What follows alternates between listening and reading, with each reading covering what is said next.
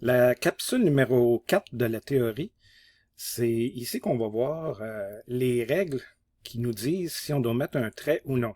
Parce que des fois, il y a des surfaces il va y avoir des intersections entre deux surfaces, ou deux lignes, ou des choses comme ça. Puis là, on ne sait pas toujours si on doit mettre une arête ou non.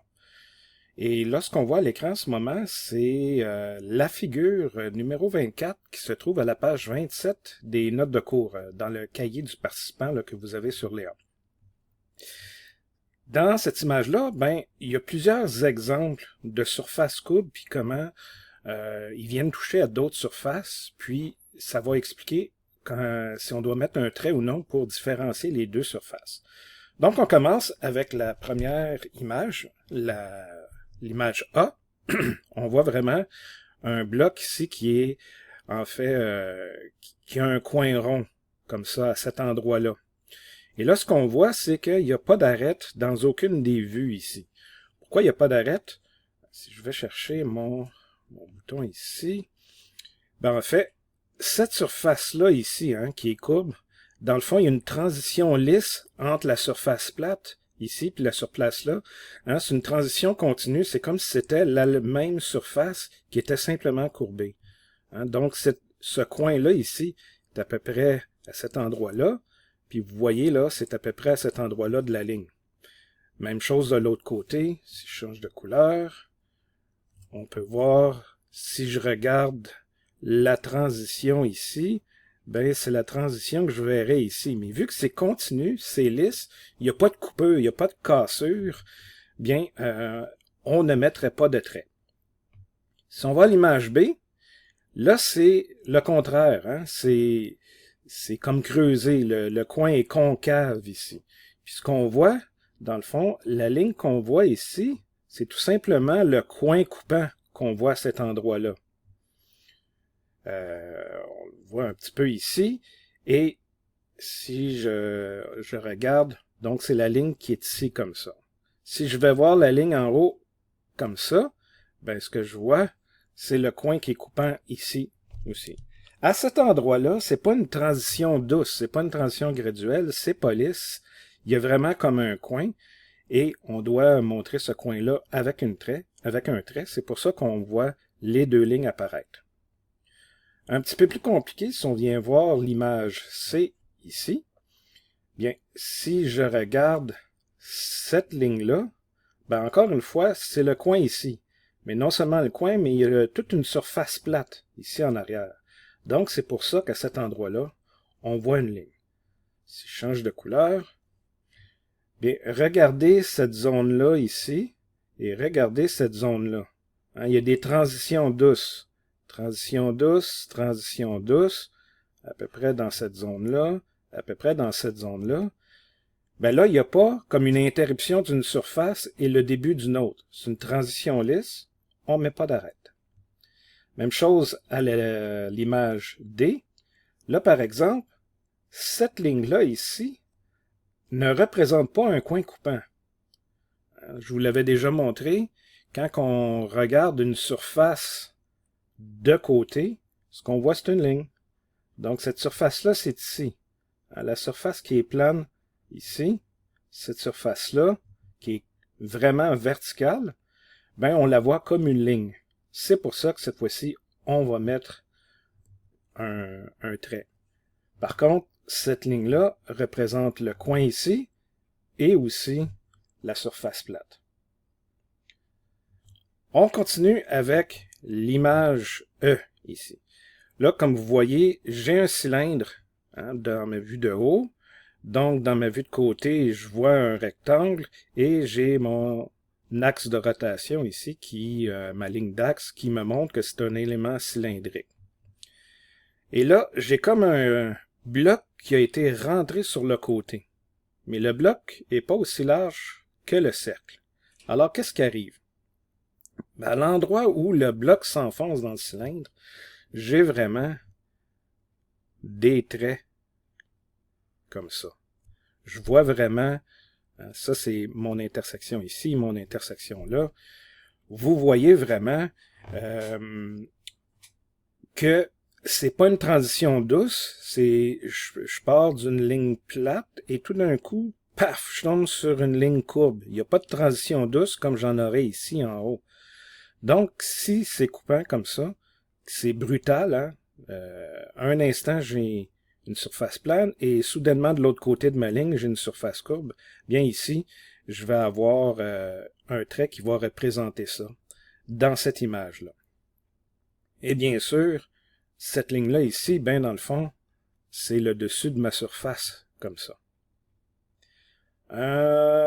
L'image F ressemble beaucoup à l'image E, mais cette fois-ci, mon rectangle a la même largeur que mon cylindre. Donc, qu'est-ce qui arrive ici? Hein? Quand ma surface plate, je vois une surface ici qui est plate comme ça, hein, qu'on voit en ligne ici, mais qu'est-ce qui arrive au point de tangence? Hein, parce que c'est vraiment important. Hein, les points de tangence ici, c'est dans le titre même de l'image. Ben, qu'est-ce qui arrive à cet endroit-là? Ben, cette surface-là, j'ai une transition douce ici. Hein, c'est vraiment la surface qui graduellement commence à tourner. Donc, tout ça, c'est une belle transition douce. C'est pour ça que je ne mets pas de ligne. Là, faites attention. On voit peut-être pas très bien sur le dessin. Mais ici, j'ai pas mis de ligne. Ce que je vois en rouge ici, dans le fond, c'est ma ligne d'axe. Faut pas se mélanger entre un trait de contour. Hein, le trait de contour, je vais le mettre en bleu ici. Ça ici, c'est un trait de contour en bleu. Ben, ici, par exemple, c'est ma ligne d'axe. Donc, avant de mettre ma ligne d'axe, je dessine pas de trait de contour ici. Hein. J'ai ma surface ici qui continue sans interruption. Parce que exactement à cet endroit-là, j'ai ma ligne qui est tangente à mon cercle.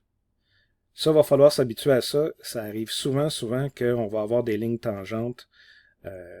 Puis souvent, en plus de ça, pour simplifier les choses, les tangences vont partir de mes cadrans. Hein, midi, 3 heures, 6 heures et 9 heures.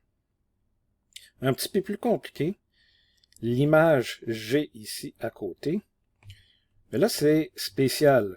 Regardez bien, j'ai une surface ici.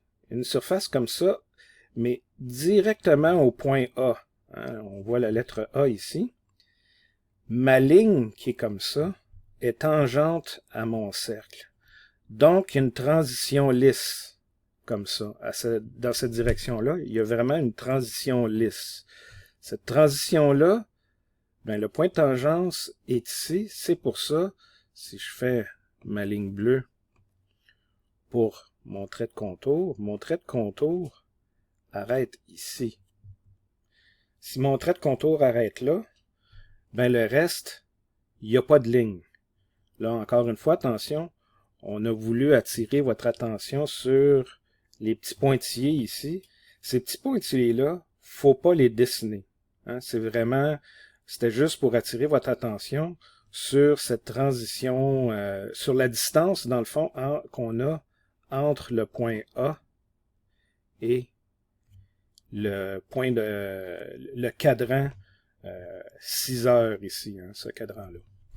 Donc, il faut faire attention à ça. Ce que j'ai encerclé en rouge ici, il ne faut pas le dessiner. Vraiment, ce qu'il faut dessiner, c'est les traits de contour ici en noir, ainsi que le trait de contour en bleu, qui dépasse un peu, parce que mon point de tangence est ici. Donc, vous voyez, dans AutoCAD, peut-être qu'on se serait fait une ligne de construction pour être capable de trouver la position exacte de mon point A sur la vue de face. Si je regarde de ce côté-ci, ben là, vous voyez, encore une fois, c'est pas super clair, vous voyez mon trait bleu ici qui représente cette surface-là, qui représente la surface de mon bloc trapézoïdal. Et vous voyez que la ligne bleue ne va pas jusqu'au bout, parce que ça arrête au point de tangence ici. Et là, comme vous voyez, on s'est construit un objet bizarre dans le fond. Vous voyez ça ici. Ça, c'est une ligne qui est à 45 degrés. Imaginez comme si c'était un miroir. Donc, les rayons lumineux partent du point A, et quand je frappe le miroir, je descends ici exactement à l'horizontale. Donc, ça m'aide à venir positionner le point A ici. On pourra faire des exemples en classe pour montrer comment ça pourrait fonctionner. Et là, vous voyez aussi, si je change de couleur, vous voyez cette ligne-là ici, bien c'est ma surface qui est ici au bout. Hein? Quand on voit ma surface verte de côté, c'est une ligne qu'on voit. Et bien sûr, le trait bleu représente ma surface bleue ici. Dernière image, l'image H. Est-ce que vous voyez l'objet? Qu'est-ce que ça a de l'air? Hein? C'est une base rectangulaire ici qu'on voit dans les trois vues. Et sur le dessus de cette base rectangulaire-là, je suis venu mettre comme un genre d'aileron arrondi. Et là, je vais changer de couleur encore. Vous voyez cette belle transition-là ici. Hein? Cette belle transition-là. On voit que tout ça, c'est une surface courbe ici. Ici aussi, c'est une surface courbe. Vous voyez dans cette zone-là, c'est une surface courbe. Alors, d'où vient, pourquoi j'ai une ligne ici?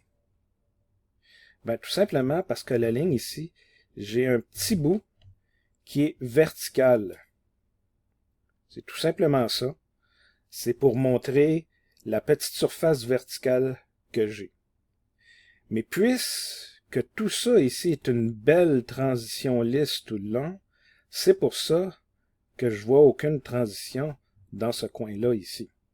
Je vois pas de ligne. Tout ce que j'ai mis, ce sont mes lignes d'axe. Et finalement, puisque cette transition-là finit par venir être tangente avec la surface, je vais changer de couleur ici, je vais même prendre du rose cette fois-ci. Vous voyez que dans cette zone-là, j'ai une belle transition d'une surface courbe à une surface plane. Bien, c'est la transition qu'on voit ici, tout simplement. C'est pour ça que à cet endroit-là, j'ai pas mis je pense que je serais mieux de faire effacer pour vraiment montrer qu'est-ce que ça a de l'air. Alors là, vous voyez, j'ai pas de ligne ici. Hein, j'ai vraiment une belle transition tangentielle à ma surface. C'est pour ça que je ne vois pas dans cette zone-là une ligne pour délimiter un changement abrupt de surface. Alors, c'est un tour très rapide de toutes les règles. Je dirais, ce que vous voyez à l'écran représente pas mal la majorité des cas que vous allez rencontrer. Je vous encourage à peut-être faire une copie de cette page-là de vos notes de cours, puis de la mettre dans votre portfolio, de vous rajouter des notes personnelles pour bien comprendre. Encore mieux, si vous redessinez cette image-là dans votre portfolio, ça va vous faire de la pratique additionnelle. Je vous encourage à faire tout ça pour vraiment, ça va vous sauver la vie. C'est une bonne image de référence. Faut la comprendre. Mais si vous avez un exemple de ça dans votre portfolio, lors des examens, si vous avez des questions, vous avez juste à vous y référer et vous aurez la réponse avec vous.